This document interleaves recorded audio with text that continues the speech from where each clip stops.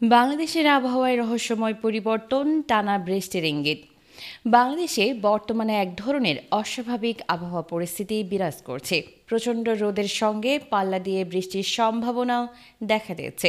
এরই মাঝে ঘনিয়ে এসেছে একটি শক্তিশালী মৌসুমি বৃষ্টিপাতের প্রভাব, যা আগামী কয়েকদিন ধরে দেশের বিভিন্ন অঞ্চলে টানা বর্ষণের সম্ভাবনা সৃষ্টি করেছে।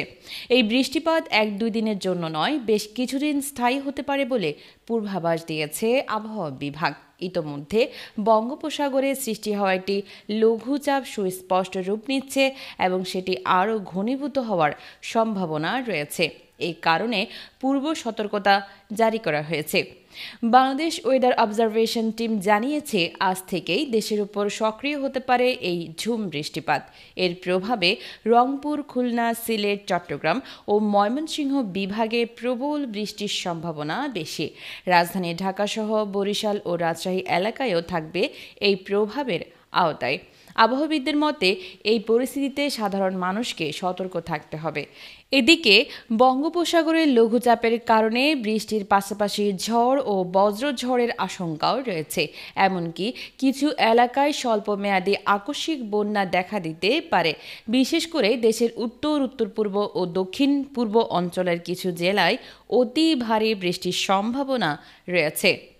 বাংলাদেশ পানি উন্নয়ন বোর্ডের বন্যা পূর্বাভাস ও সতর্কীকরণ কেন্দ্র জানিয়েছে, চট্টগ্রাম, রাঙ্গামাটি, খাগড়াছড়ি, বান্দরবান ও কক্সবাজার জেলার পাহাড়ি এলাকায় ভূমিধসের ঝুঁকি রয়েছে। এজন্য 4টি বিভাগে ভারী বর্ষণের সতর্কতা এবং 5টি জেলায় পাহাড় ধসের সম্ভাব্যতা নিয়ে সতর্কবার্তা জারি করা হয়েছে। উল্লেখযোগ্যভাবে সমুদ্র বন্দর চট্টগ্রাম, মংলা, পায়রা এবং কক্সবাজারেও 3 নম্বর স্থানীয় সতর্ক সংকেত দেখাতে বলা হয়েছে।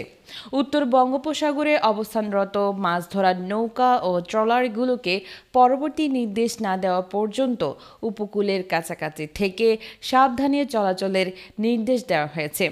শুক্র ও শনিবার দেশের অনেক জায়গায় ভারী বৃষ্টিপাত অব্যাহত থাকতে পারে, তবে রোববার থেকে বৃষ্টির প্রবণতা কিছুটা হ্রাস পেতে পারে। এই আবহাওয়ার মাঝেই ঘটে গেছে আরেকটি ঘটনা। গভীর রাতে বাংলাদেশের বিভিন্ন এলাকায় অনুভূত হয়েছে একটি মাঝারি মাত্রার ভূমিকম্প। মার্কিন ভূতাত্ত্বিক জরিপ সংস্থা জানিয়েছে, এর মাত্রা ছিল 5.2 এবং উৎপত্তিস্থল ছিল ভারতের মণিপুর রাজ্যের মাইরাং অঞ্চলে 46.6 কিলোমিটার গভীরে। বাংলাদেশ সময় রাত 2টা 24 মিনিটে এই কম্পন অনুভূত হয়। বাংলাদেশ ছাড়াও ভারত ও মিয়ানমারে এই ভূকম্পন অনুভূত হয়েছে।